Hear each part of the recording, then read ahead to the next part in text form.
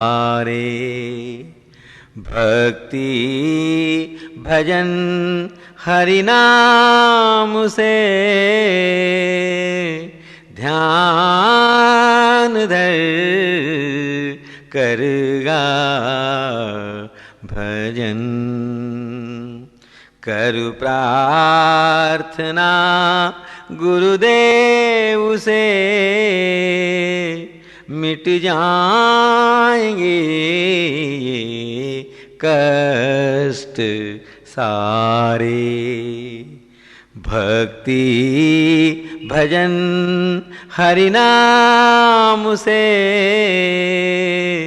ध्यान धर करगा भजन। जिंदगी में क्या रखा, एक दिन यूं ही मर जाएंगे। जिंदगी में क्या रखा, एक दिन यूं ही मर जाएंगे। धन और दौलत ये इमारत सब यहीं रह जाएंगे। मुक्ति कमा मुक्ति को पाओ, मुक्ति कमा मुक्ति को पाओ। ये प्रार्थना है आपसे, ध्यान धर करगा भजन। कर प्रार्थना गुरुदेव से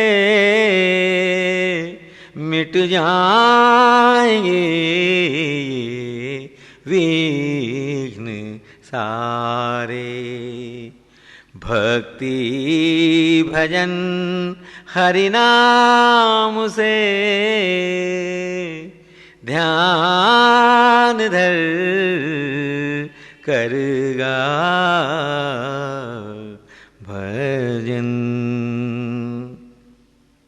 रात दिन जपे नारद मुनि, नारायण सुमरन किया। रात दिन जपे नारद मुनि, नारायण सुमरन किया।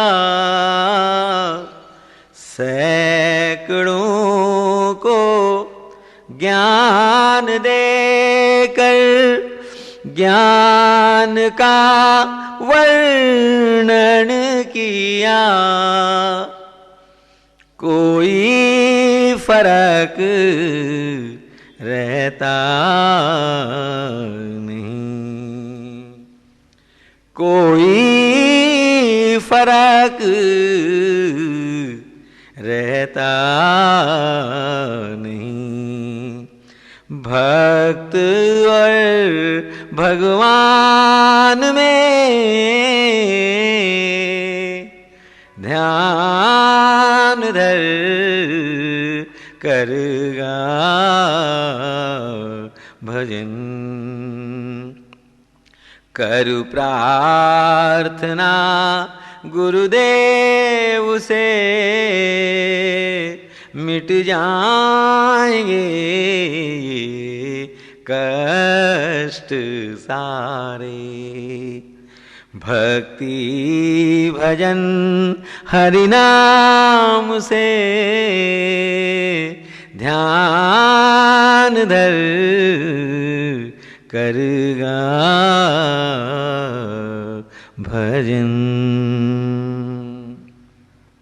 कर दे समर्पण आज इस चौखट पे सर झुका के तू।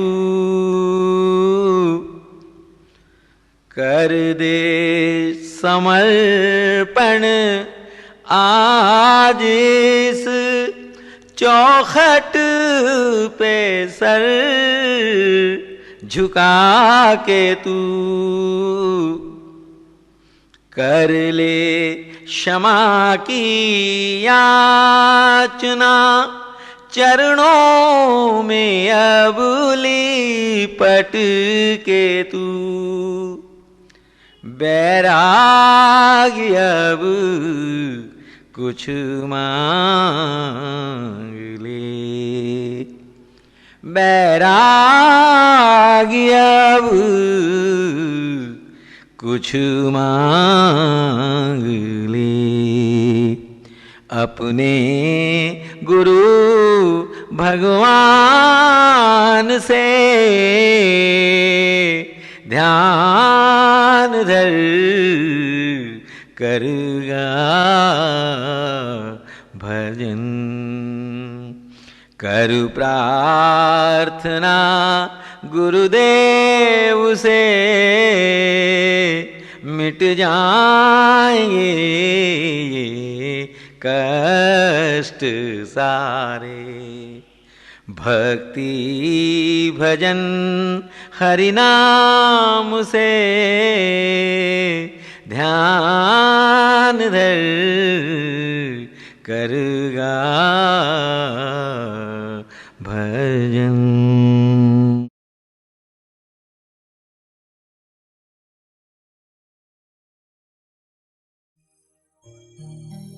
जय सद्गुरुदेव जय पद शरणं।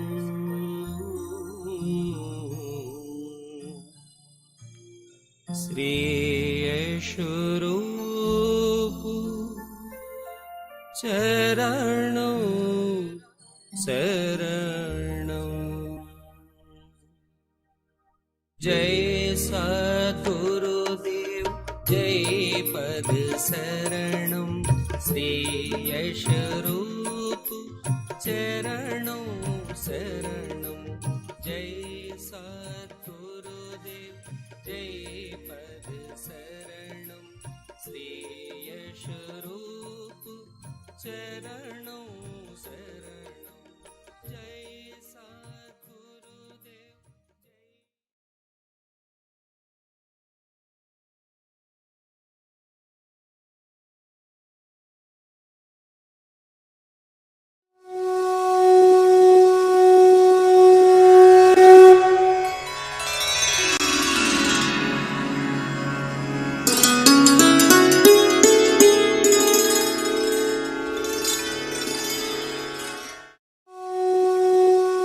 पूज्य माता और बंधुओं, अभी एक भजन होगा और भजन के साथ साथ सभी भाई बहन अपने अपने इष्ट का ध्यान करेंगे। ध्यान कैसे करें, बहुत शॉर्ट में ध्यान करने का तरीका मैं आपके सामने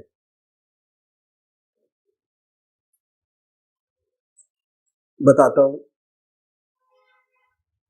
संसार में दो प्रकार के भक्त हैं, एक साकार पुजारी और दूसरे निराकार, और ये बहुत पुराने जमाने से चले आ रहे हैं। क्यों? भक्त का स्वभाव कुछ ऐसा ही है, किसी को चेहरे से प्यार होता है, किसी को नाम से प्यार होता है।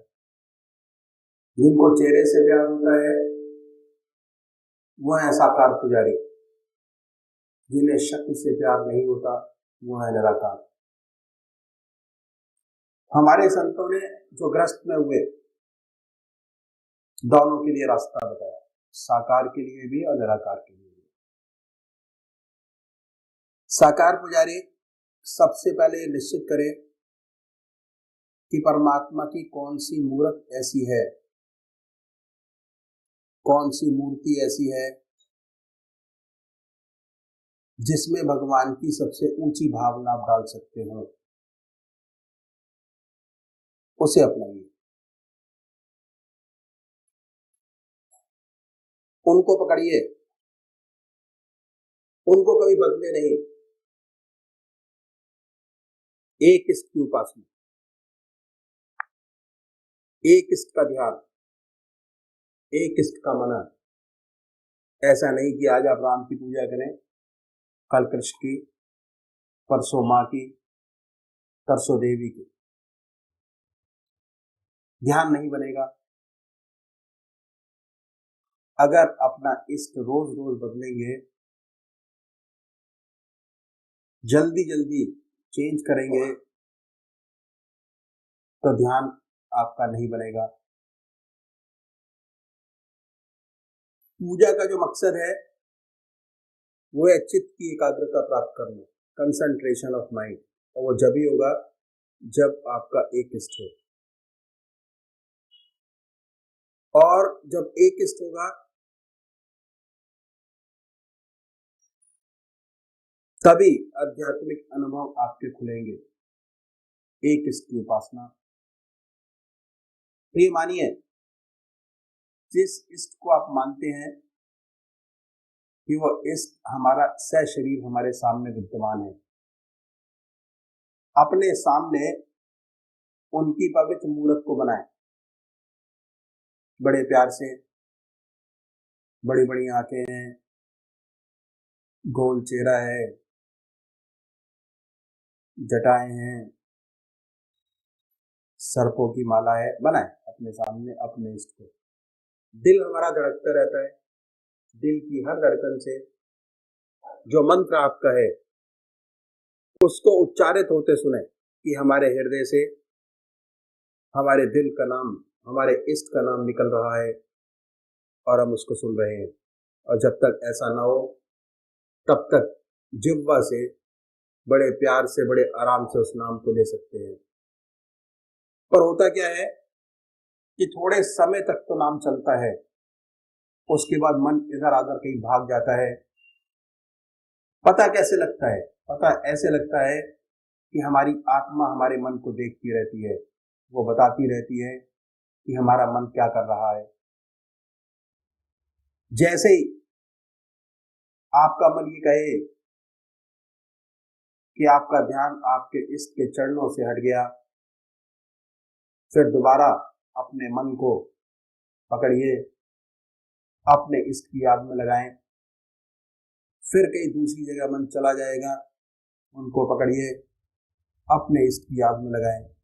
निरंतर प्रयास करना पड़ेगा। यकीन मानिए, अगर आप 20 मिनट की कंसंट्रेशन में, ध्यान में आज आपके 50 विचार आ रहे हैं, तो अभ्यास से, अगर निरंतर अभ्यास करते रहेंगे तो एक दिन ऐसा आएगा कि जब जैसे ही आप पूजा में बैठेंगे आपका मन आपके इष्ट के चरणों में लगा होगा। दूसरे वो भाई हैं निराकार भगवान के उपासक है, ओम, अल्लाह, वाहिगुरु, बड़े प्यार से बैठे, मन को साफ कीजिए और ये महसूस करें कि हमारे दिल से ओम नाम निकल रहा है और हम उसको सुन रहे हैं बड़े प्यार से। ओम ओम ओम। जैसे कोई दूसरा विचार आए उन विचारों को हटाइए, फिर अपने इष्ट की याद में लगिए, अल्लाह अल्लाह, बड़े प्यार से। सांसारिक विचार आएंगे,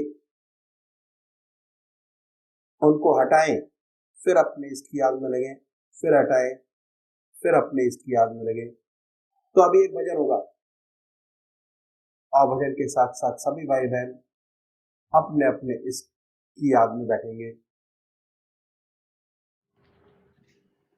निहा होकर, निहा होकर हर एक जर्रे में है जलवाया तेरा। निहा होकर हर एक जर्रे में है जलवाया तेरा। जमा तेरा, मकान तेरा, जमीनों आसमां तेरा। जमा तेरा, मकान तेरा, जमीनों आसमां तेरा। निहा होकर तेरे ही शान के पर तो है ये दोनों जहां या रब। तेरे ही शान के पर तो है ये दोनों जहां या रब। नहीं लेकिन, नहीं लेकिन किसी ने आज तक पाया निशान तेरा। नहीं लेकिन किसी ने आज तक पाया निशान तेरा। निहा होकर हर एक मखलूक मलको जिन वली और पीरो पैगंबर। हर एक मखलूक मलको जिन वली और पीरो पैगंबर। तेरे ही नूर के, तेरे ही नूर के जामे में है हर सनाख्वां तेरा। तेरे ही नूर के जामे में है हर सनाख्वां तेरा। निहा होकर सिफाते जात और अफ़आल में वे मिस्ल यकता है। सिफाते जात और अफ़आल में वे मिस्ल यकता है। न कोई मुश्तरक तेरा, न कोई राज़दां तेरा।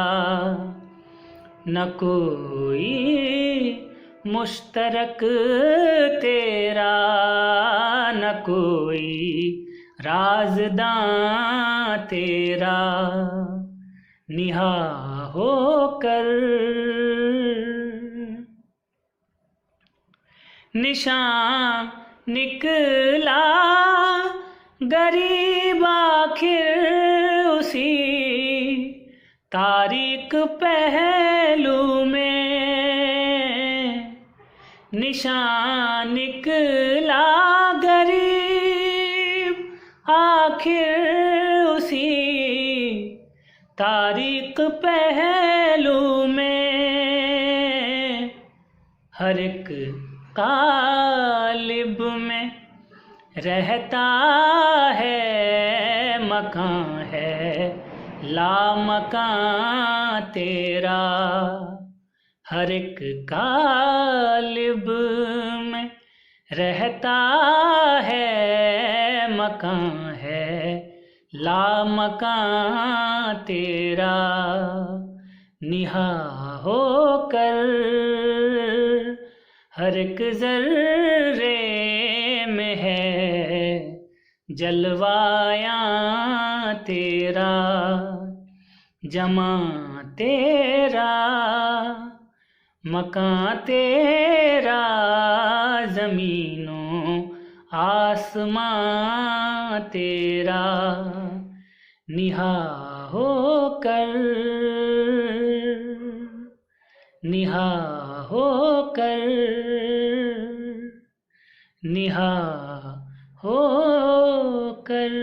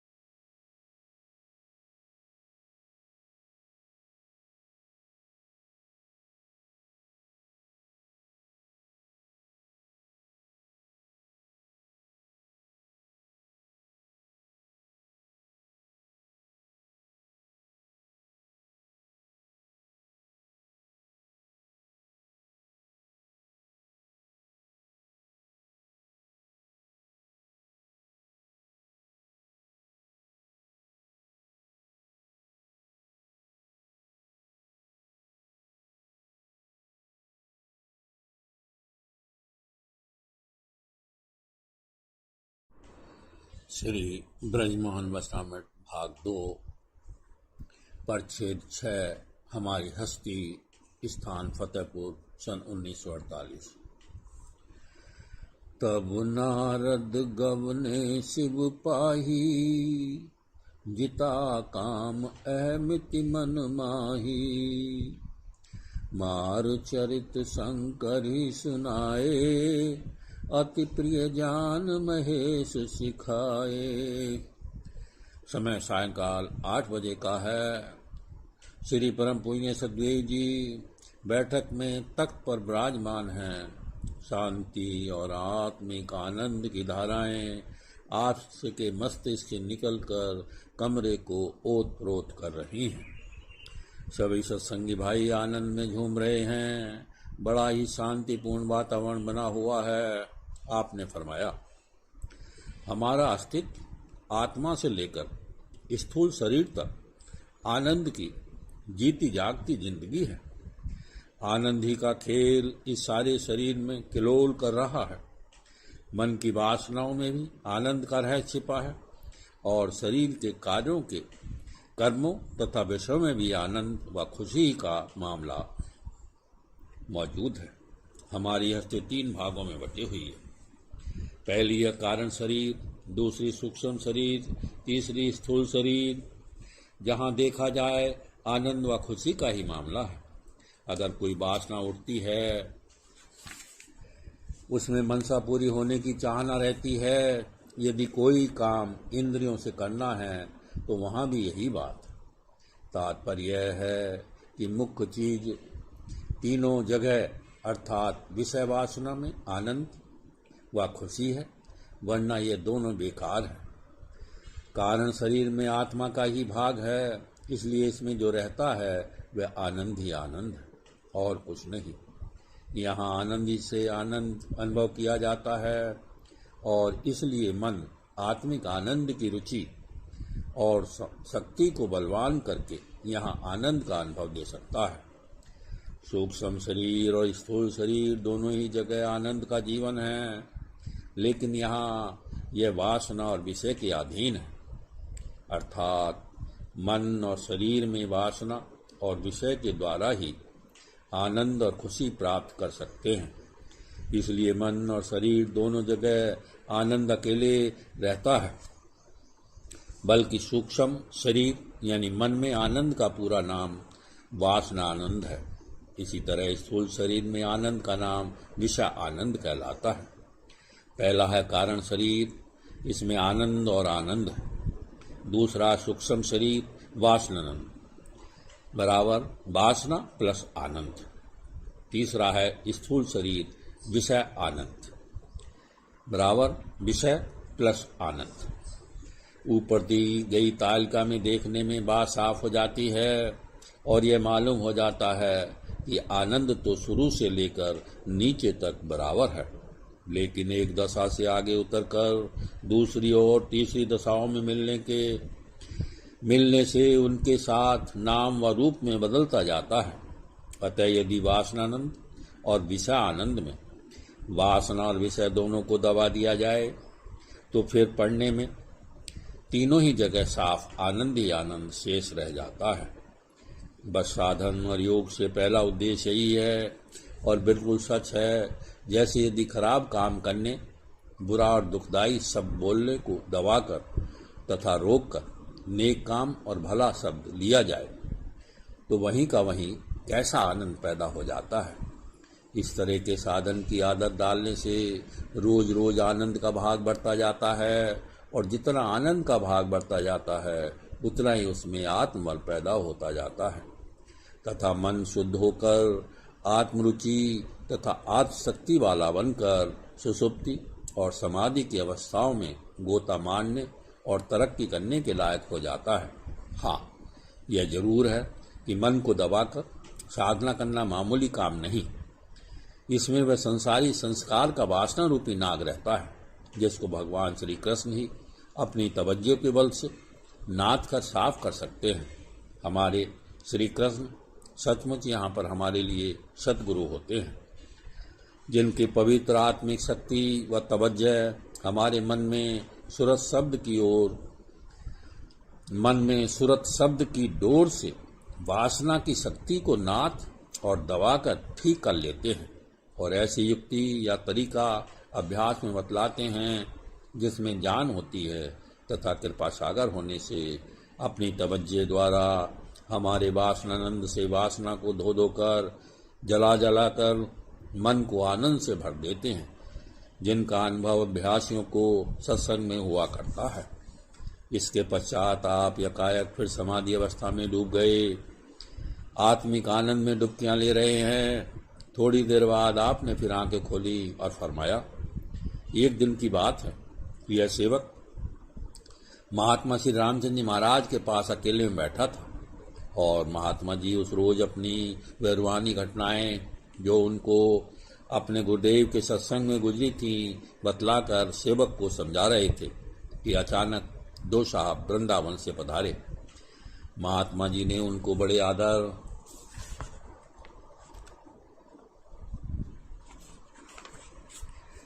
और भाव से बैठा लिया।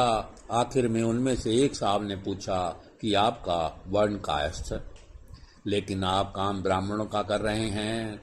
यह सुनकर महात्मा जी के नेत्रों में आंसू भर आए।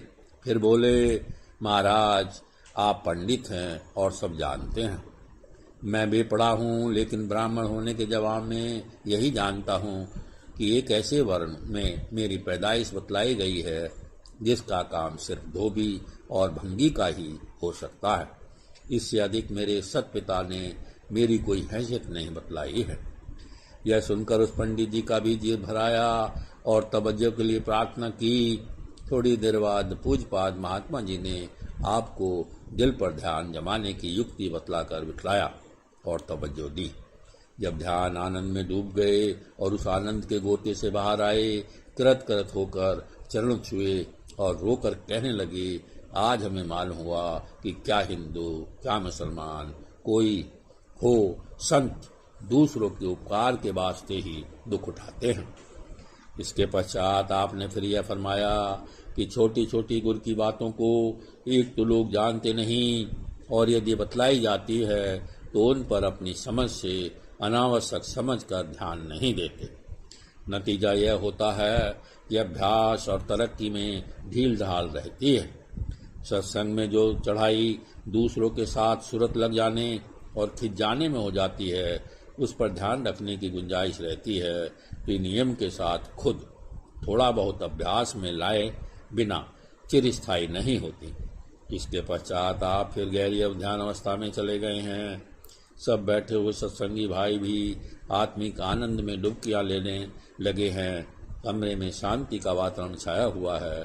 थोड़ी देर बाद श्रीमान परम पूज्य सतगुरुदेव जी ने आंखें खोली और फरमाया, जब सदगुरु की संगत और मेल से उसकी आत्मिक तवज्जो अभ्यासी के दिल में पड़ जाती है और आत्मी लगन का आनंद दिल में पैदा हो जाता है, तो फिर ऐसे रूहानी बच्चे की परवरिश व खुराक की फिक्र और ज़रूरत हुआ करती है जिससे उसमें शक्ति आ सके और उन्नति कर सके।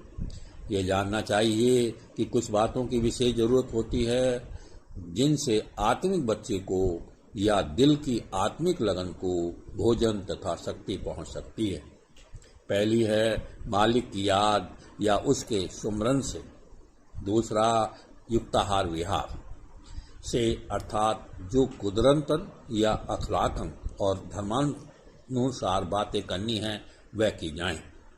तीसरी है युक्ताहार विहार के विरुद्ध न करने से, अर्थात जो मन काम क्रोध मोह लोभ के वश में होकर जरूरत या आवश्यकता के विरुद्ध करावे, उससे मन को रोकने और साधने से।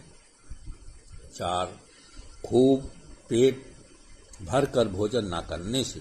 5 धर्मशास्त्र के अनुसार काम करने से। यह सभी जानते हैं कि ईश्वर की याद और उनके सिमरन में खुद ही प्रकाश और आनंद है। अतः और उससे और भी सुंदर प्रकाश व आनंद व शांति दिल में पैदा होती है। मगर हाँ, यह बात कि याद व सिमरन किस तरह करना चाहिए जिसमें प्रकाश व आनंद खुद हो, अपने सद्गुरु से ही मालूम होगी। क्योंकि ये जिज्ञासु या अभ्यासी की प्रकृति और उसकी दशा के अनुसार विधि बताते हैं, लेकिन क्योंकि अनुभवी होते हैं इसलिए कोई न कोई गुर उस विधि में लगा देते हैं, जिससे कि उन गुरुओं की सहायता से पढ़ने पढ़ाने या लेन देन व सीखने सिखाने का काम झटपट आनंद के साथ चालू हो जाता है और आत्मिक बिजली के झटके या असरात दिल में नई जान डालने लगते हैं। इस मार्ग में युक्ताहार विहार से आगे बढ़ने में बड़ी मदद मिलती है। जिन सत्संगों का आत्मिक पुनर्जन्म रिवर्त हो जाता है या हो गया है, उनके लिए जरूरी है कि मन व शरीर की उन आवश्यकताओं को ही पूरा करें जिनकी तंदुरुस्ती, नेकी और सब जीवन कायम रखने के लिए उनका हक है, ताकि जीवन के कर्मों के करने से मन में ईश्वर की याद व सुमरन के प्रकाश और आनंद में तरक्की होने में मदद मिलती रहे। क्योंकि इस तरह की रहनी सहनी से प्रकाश, बल और हिम्मत ही मिलती है। मन और शरीर की जरूरतों से यह नहीं समझ लेना चाहिए चाहे उचित हो या अनुचित, हर चीज जरूरत की है, हलाल हो या हराम, जिससे शरीर पलने और जो बेजा ताकत प्राप्त करने की मंशा हो, ताकि शारीरिक व मानसिक भोग और स्वार्थ आदि की तरफ रुचि ज्यादा हो। युक्ताहार विहार यह नहीं कि धर्म शास्त्र को तोड़ डालें और रोज हाजमे आदि के लिए शराब पीने लगें या ऐसी अनावश्यक चीजें इस्तेमाल करने लगें और सबको जिंदगी की जरूरत की चीजें व बातें बतलाएं। ऐसी समझ बहुत मोटी है। तीसरे मिताहार से अंतर में प्रकाश या नूर पैदा होता है और आत्मिक लगन में शक्ति पहुंचती है, मगर इस कम खाने से यह मतलब नहीं कि ऐसा भूखा रहे जिससे अंतड़ियां कुलो अल्लाह पड़ने लगें और आंखों में दम आ जाए, शरीर और इंद्रियां कमजोर हो जाएं, बल्कि मतलब यह है कि ना फाका करें ना ठूस कर खाना खाएं, बल्कि संधि अर्थात दरमियानी तरीका रखें। भोजन जैसा मालिक ने दे रखा है और परिश्रम की कमाई अच्छी से अच्छी खाएं, जिससे शरीर में बल रहे और हिम्मत रहे। हाँ, ये ख्याल रखें कि भरपेट न खाएं, कुछ कम खाएं। यह बात अनाहार की बनस्पत मुश्किल है। चौथे वह चीजें जिनसे प्रकाश या नूर पैदा होता है वह कर्म है, जिनके करने का हुक्म है या ईश्वर की तरफ से या धर्मशास्त्र, अवतार, नबी, संत, महात्मा के द्वारा करने कराने का हुक्म हुआ है, क्योंकि ऐसे कामों से भी प्रकाश पैदा होता है। प्रकाश से हमारा तात्पर्य निरा ऐसा चांदना और चमक दमक ही नहीं जैसा सूर्य से होता है, बल्कि ऐसा चांदना और चमक तो उनके गुणों में से एक गुण है। उन और गुणों की बाबत फिर कहा जाएगा। यहाँ पर इस प्रकार को एक बिजली समझ लेना चाहिए।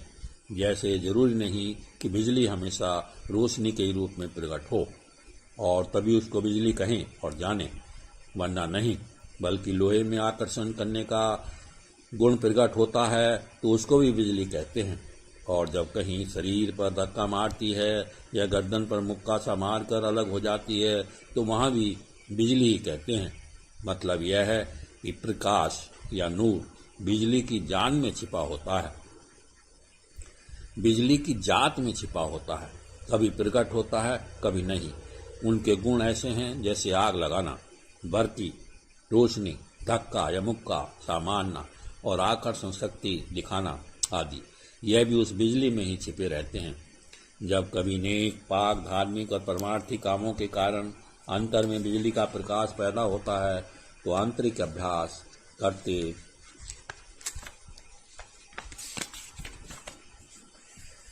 बीच बीच में तारा, चंद्र, सूरज के से प्रकाश मालूम होते हैं। और दूसरे गुण जब बिजली के संग प्रकट होते हैं तो मानसिक नींद, आत्मिक गर्मी, संतोष, आनंद, शांति आदि पैदा होते हैं।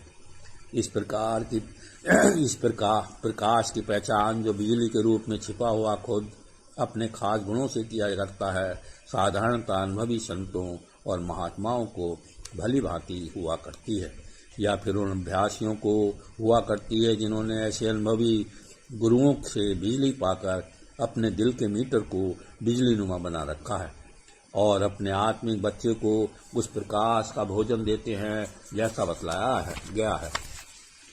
जिसका अभी आत्मिक बच्चा पैदा नहीं हुआ या दिल का मीटर नहीं जागा है, वह उन प्रभावों को नहीं जान सक पाते। जिस तरह की बड़े बालकों की तंदुरुस्ती और रोग की दो दशाएं होती हैं, उसी तरह आत्मिक बच्चे के साथ भी ऐसी ही दो बातें होती हैं। जब कोई शिकायत या रोग नहीं होता तब स्वास्थ्य है, और जब शिकायत होती है तब रोग। आत्मिक बच्चे की बीमारियों और मौत का कारण वही बुरी बातें होती हैं जो उन बातों से विरुद्ध होती हैं जिनसे आत्मिक प्रकाश पैदा होता है, अर्थात जिनसे अंधकार पैदा होता है। या बुरी बातें बीमारी की जड़ हैं। ये कुछ मुकाबले की बातें लाभदायक होती हैं। पहली है प्रकाश, नूर, और दूसरी अंधकार, जुल्मत। पहली है याद या सुमरन, जिक्र इलाही से, अंधकार में गफलत से। दूसरा युक्ताहार, विहार, रहनी, सहनी और व्यवहार में समान अवस्था यानी अदाय हक के नफस से। आहार, विहार व रहनी सहनी में बेतरतीब व बेकायदी से। तीसरा है पेट भर खाने के बजाय कम खाने से। तीसरा पेट भर तन कर खाने से। चार धर्मशास्त्र के अनुसार कर्म व अमल करने से। इसके खिलाफ काम, क्रोध, लोभ, मोह के बस खुदी व खुजल से कर्म करने से। अपने आत्मिक बिजली वाले अभ्यर्थियों की संगत और मेल से वह मदद मिलती है। नाजिन्स और दूसरों की संगत और मेल से उसके मायावी बल व संसारी भावों की बिजली से या सूक्ष्म बिजली दब जाने से। छह पाक और साफ रहने से, नापाक और गंदे रहने से। ध्यान व सुमरन और याद में दिल लगाने से। पहले संकल्प करके ध्यान व सुमरन और याद में दिल लगाना और प्रकाश पैदा होता है। शुरू में नियम न बांधने से उस काम या साधन ध्यान व सुमरन में जल्दी हिम्मत व दिल नहीं जमता और प्रकाश के बजाय भ्रम पैदा होता है। इसके पश्चात धीरे धीरे फिर समाधि अवस्था में चले गए। उनके साथ साथ बैठे हुए सत्संगी भाई भी आंतरिक ध्यान में डुबकियां लगाने लगे। कमरे में आत्मिक शांति, प्रकाश व आकर्षण की धाराएं बहने लगी। सभी के मन आत्मिक आनंद में डूबे हुए हैं और ईश्वरीय प्रेम की धारा बह रही है। लगभग आधा घंटे बाद आपने आंखें खोली तो धीरे धीरे सब सचेत होने लगे, क्योंकि समय अधिक हो गया था। रात्रि के 10:30 बज गए थे। सत्संग समाप्त हुआ। सब सत्संगी भाई बहन पूजनीय सदगुरुदेव जी को दंडवत प्रणाम करके अपने अपने को घरे को चले गए। परमात्मा तू ही है, तेरी इच्छा पूर्ण।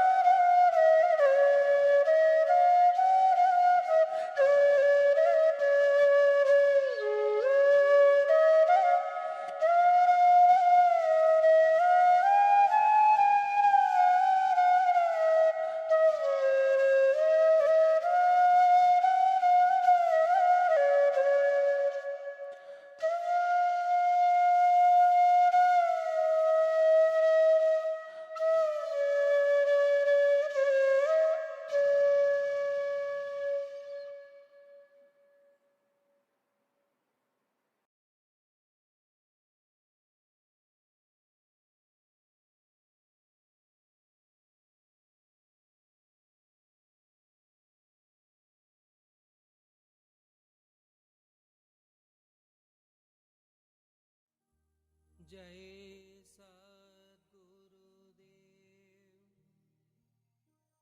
जय पद शरणं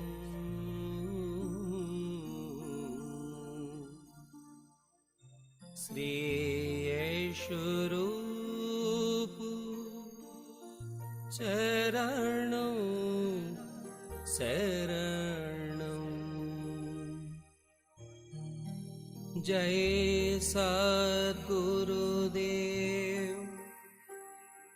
जय पद शरणं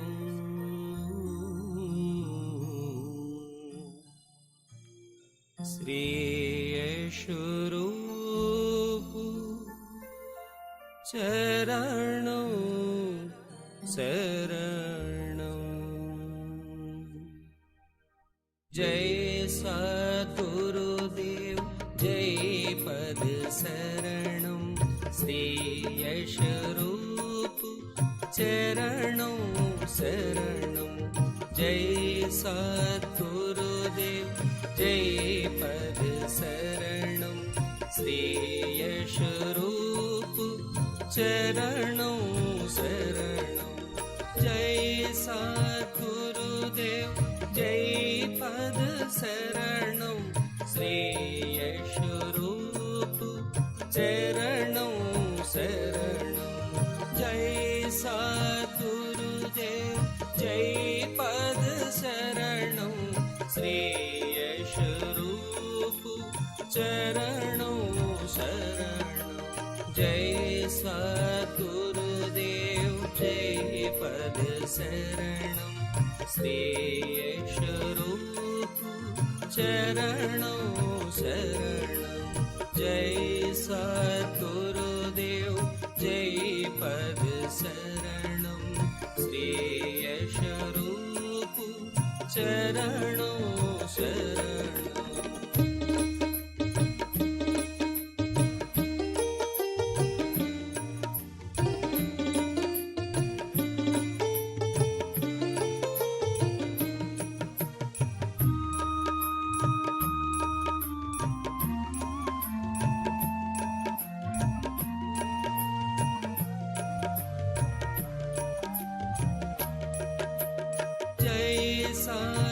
सद्गुरुदेव जय पद शरणं श्री यशोरूप चरणं शरणं जय सद्गुरुदेव जय पद शरणं श्री यशोरूप चरणं शरणं जय सद्गुरुदेव जय पद शरणं श्री यशोरूप चरणं शरणं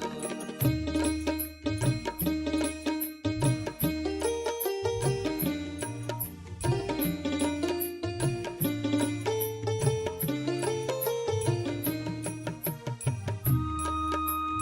यशोरूप चरणं शरणं सद्गुरुदेव जय पद शरणं श्री यशोरूप चरणं शरणं जय सद्गुरुदेव जय पद शरणं श्री यशोरूप चरणं शरणं जय सद्गुरुदेव जय पद शरणं श्री यशोरूप चरणं शरणं जय सद्गुरुदेव जय पद शरणं श्री यशोरूप चरणं शरणं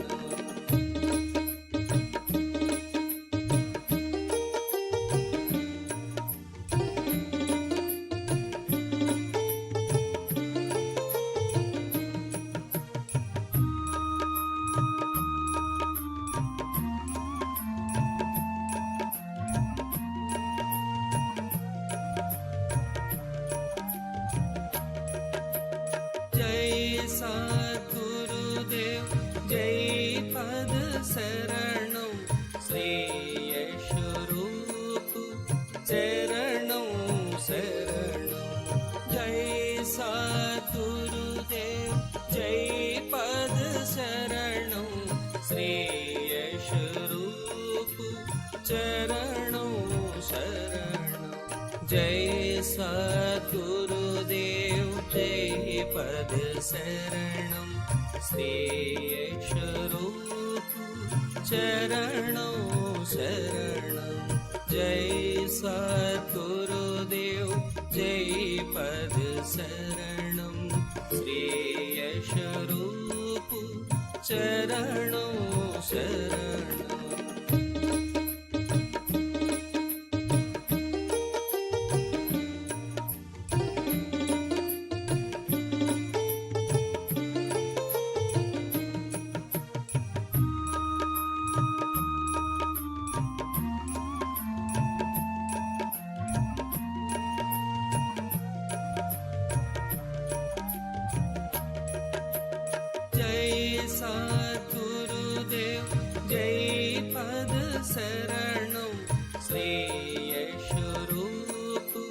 चरणं शरणं जय सद्गुरुदेव जय पद शरणं श्रेयस्वरूप चरणं शरणं जय सद्गुरुदेव जय पद शरणं श्रेयस्वरूप चरणं शरणं जय सद्गुरुदेव जय पद शरणं श्रेयस्वरूप चरणं शरणं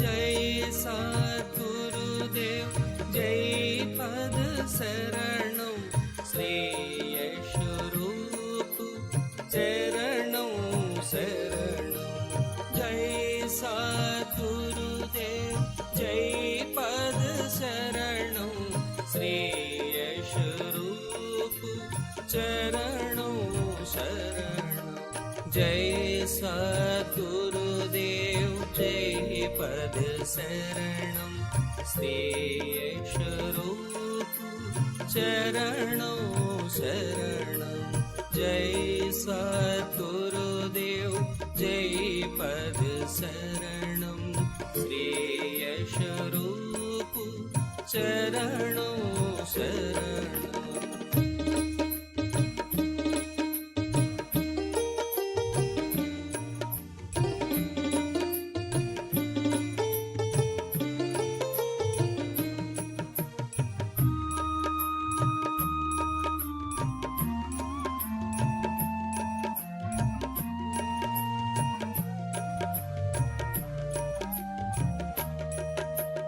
जय सद्गुरुदेव जय पद शरणं श्रेयस्वरूप चरणं शरणं जय सद्गुरुदेव जय पद शरणं श्रेयस्वरूप चरणं शरणं जय सद्गुरुदेव जय पद शरणं श्रेयस्वरूप चरणं शरणं जय सद्गुरुदेव जय पद शरणं श्रेयस्वरूप चरणं शरणं जय सद्गुरुदेव जय पद शरणं श्रेयस्वरूप चरणं शरणं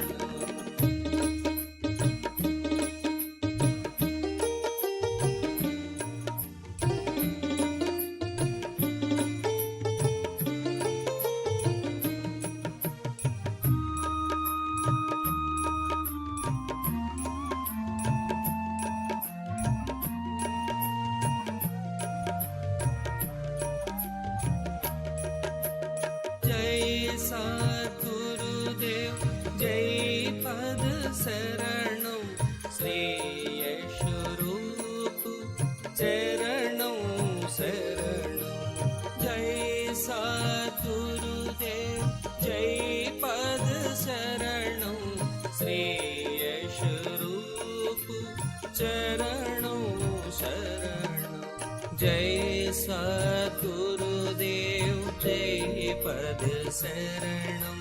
श्रेयस्वरूप चरणं शरणं जय सद्गुरुदेव जय पद शरणं श्रेयस्वरूप चरणं शरणं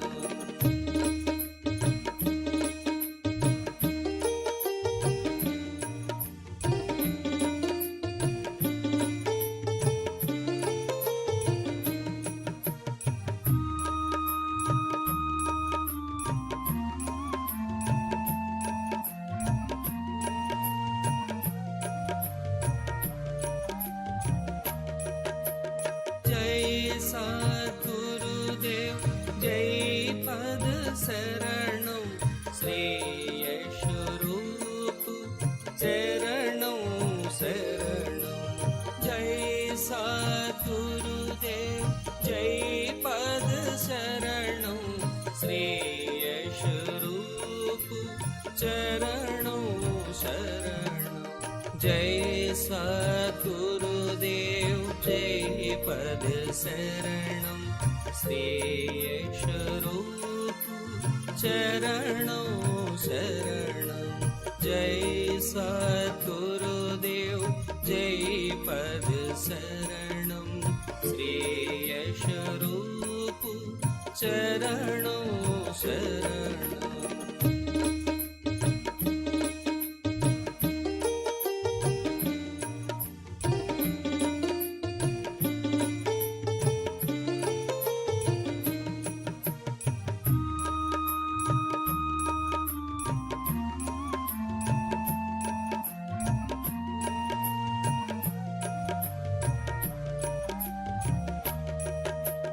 जय सद्गुरुदेव जय पद शरणं श्रेयस्वरूप चरणं शरणं जय सद्गुरुदेव जय पद शरणं श्रेयस्वरूप चरणं शरणं जय सद्गुरुदेव जय पद शरणं श्रेयस्वरूप चरणं शरणं जय सद्गुरुदेव जय पद शरणं श्रेयस्वरूप चरणं शरणं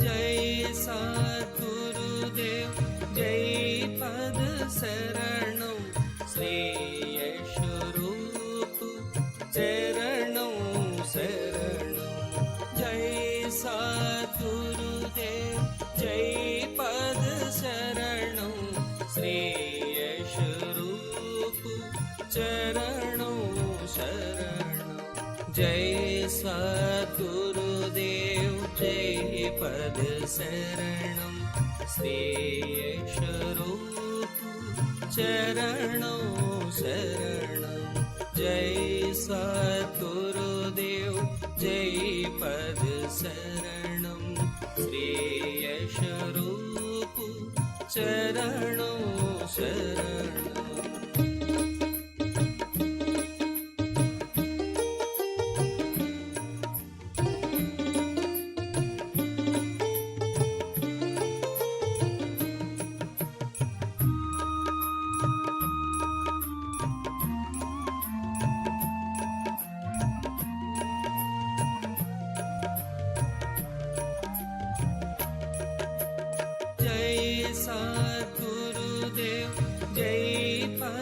शरणं श्रेयस्वरूप चरणं शरणं जय सद्गुरुदेव जय पद शरणं श्रेयस्वरूप चरणं शरणं जय सद्गुरुदेव जय पद शरणं श्रेयस्वरूप चरणं शरणं जय सद्गुरुदेव जय पद शरणं श्रेयस्वरूप चरणं शरणं जय सद्गुरुदेव जय पद शरणं श्रेयस्वरूप चरणं शरणं जय सद्गुरुदेव जय पद शरणं श्रेयस्वरूप चरणं शरणं जय सद्गुरुदेव जय पद शरणं श्रेयस्वरूप चरणं शरणं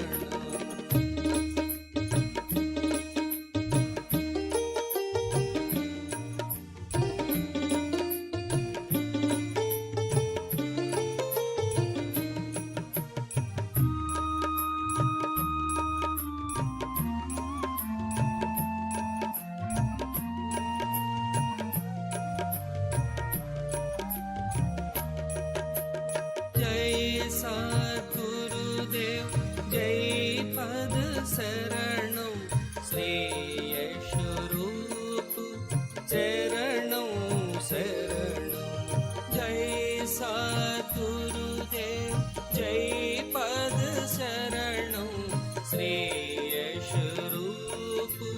चरणं शरणं जय सद्गुरुदेव जय पद शरणं श्रेयस्वरूप चरणं शरणं जय सद्गुरुदेव जय पद शरणं श्रेयस्वरूप चरणं शरणं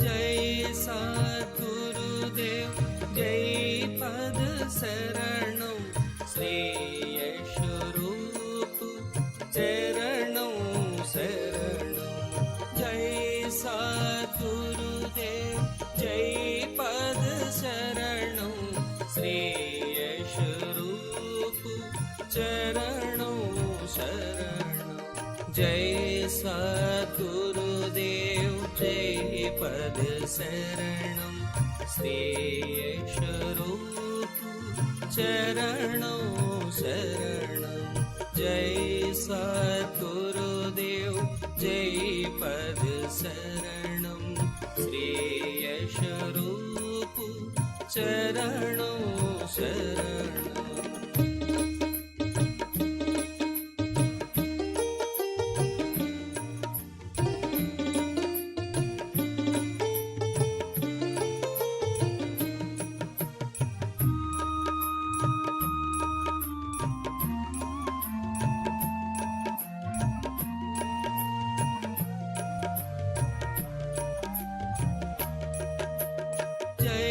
सद्गुरुदेव जय पद शरणं श्रेयस्वरूप चरणं शरणं जय सद्गुरुदेव जय पद शरणं श्रेयस्वरूप चरणं शरणं जय सद्गुरुदेव जय पद शरणं श्रेयस्वरूप चरणं शरणं जय सद्गुरुदेव जय पद शरणं